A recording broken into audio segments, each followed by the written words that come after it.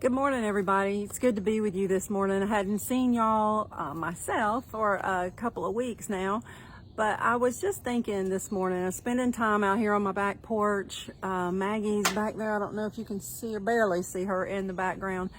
We're sitting out here on the porch, and I'm just spending time with the Lord, and it's been so good that I just wanted to share a few thoughts that I was having as I was sitting out here.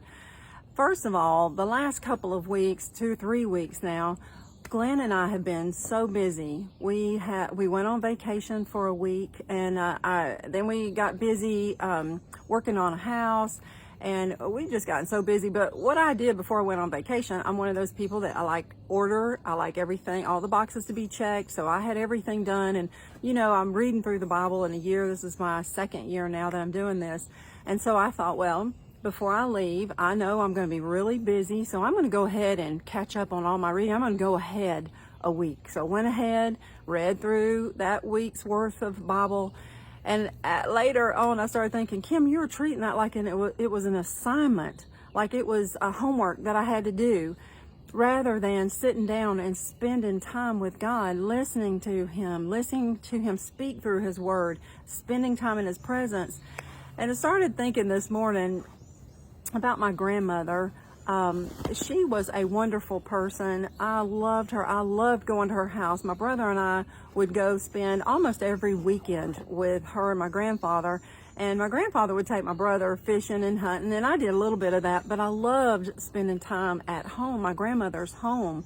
She was a wonderful homemaker. She cooked everything. I loved her cooking. But one of the things that I really loved about her was that she was just a quiet, gentle person. She was a very quiet person, and I loved being in her house because it was quiet, and that was the kind of person that I was, the kind of kid I was, and I would play in her house. She would let me go up into the attic and rummage through all of her stuff that she had stored up there, even stuff from my mom's childhood. So I loved being at her house and just spending time there. I didn't watch TV, I didn't do anything, but I just got to spend time in a quiet place with a person that who as grandparents, and now I get it. You get to sit there. I love to sit there and talk to my grandchildren and just listen to what they've got to say, the stories they tell, the things that they tell, all the, their imaginations and how they look at life, and I now know that's what my grandmother was doing with me and investing in me, and she loved it just as much as I did. And I started thinking, that is the times that I also love spending with the Lord, is those quiet times, those times where He's listening to me, I'm listening to Him, we're just talking. I am rummaging through His Word, through His history, through the things that I can find out about Him. I love those times with the Lord. And as I got older with my grandmother, of course, like most grandchildren, I didn't spend near as much time with her. I didn't go to her house as much. And even the last few years of her life, Glenn and I were married. And I, got busy with life and a new marriage and all that. And I just didn't spend as much time with her. And I would call her and I would say, Nanny, I'm so sorry. I haven't even called you in 2 or 3 days. And she would say, honey, it's okay. I know you're busy. I know it's all right. Don't worry about it. Don't you think about it. You come when you can. And I know that God is very merciful to us. He is so merciful to us to say, honey, it's okay. It's okay that you get busy, but I do want you to come see me.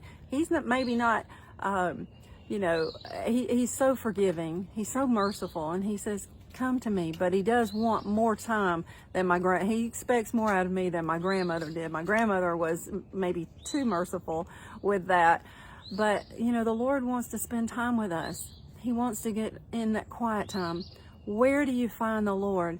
I find Him when I get up early in the morning. I'm sitting out on my porch like this, or I'm sitting, on my couch in the living room, and I just open up His Word. And so when I finally realized, what is wrong with me? I am just off. It had been a couple of weeks that I had to just sit down and spend time with Him, talk to Him, worship Him, sing to Him, the best feeling I had was when I finally, after that week of vacation and then another week of, just grabbing times here and there and not really having a sit down time that I could talk to him, spend time with him, I finally said, okay, Lord, what's wrong with me? I feel so far away from you. And he said, you haven't spent time in my presence.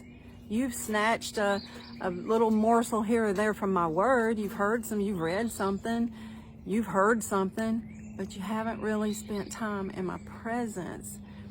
So I sat down, and the first thing I did, I kicked my feet up, I got in my chair, my easy chair, got my word out, and I started reading it, and immediately started soothing my soul, because I had just gotten so doing things on my own, getting busy, and God wasn't mad at me. He wasn't disciplining me or mad at me. He just said, I want to spend time with you. It's okay, but let's spend time together now. So I sat down, started reading his word, started drinking that in. There's a scripture in Psalms that I read, and it says that he will fill and he will water that parched land. Well, I have become that parched land. I was thinking about whenever you see land out that has been wet and then it gets just cooked, baked in the sun, and there's all these cracks in it. That's the way I'd kind of gotten. I just had these cracks. And so when I started reading the word, that started flooding in and filling up all those cracks that were in me and replenishing all that. And then it made my dirt all smooth and back nourished again. So I just want to encourage you to do that. The other thing that I did was I just started singing a song to him, and it brought his presence. That song that I sing is, I love you, Lord, and I lift my voice to worship you. Oh, my soul, rejoice. Take joy, my King, in what you hear, and may it be a sweet, sweet sound in your ear. He wants to spend time with you. He wants you to sing with him. He wants to sing over you. The scripture says he wants to sing over you, and he wants you to sing with him. I just want to encourage you to spend time with him. Let him fill up all those dry cracks. Let him come in and make you whole today. I love y'all. I will talk to y'all maybe next week or the next week.